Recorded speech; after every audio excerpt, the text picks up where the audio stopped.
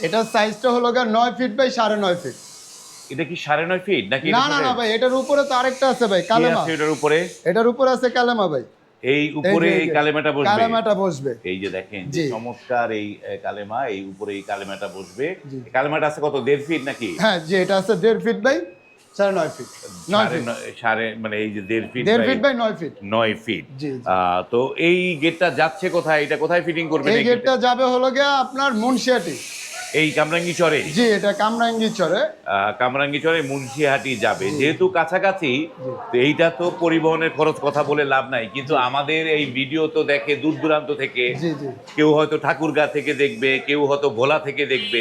তো তারা গেটগুলো কিভাবে নিতে পারবে আপনার কাছ থেকে? তারা গেটগুলো নিবে হলো যে পরিবহন খরচটা যেভাবে আসবে, কারণ যদি 12,000 টাকা পরিবহন খরচ আসে, তাহলে তার মধ্যে থেকে 50% কাস্টমার বহন করবেন, 50% আমি বহন করব। 50-50 মানে এই যে আপনারা তার মানে বাংলাদেশের যে কোনো প্রান্তে দিতে পারবেন? জি জি, বাংলাদেশে যে কোনো প্রান্তে হোক গেট ডেলিভারি দিতে পারবো। তো গেট ডেলিভারি দিবেন, কিন্তু এই গেটগুলো কি ডেলিভারি দিবেন না ফিটিং করে দিয়ে আসবেন? একবারে সম্পূর্ণ বাসায় যে ফিটিং করে দিয়ে একবারে খুইলা দেখিয়ে তারপর আমরা ওখান থেকে আসবো।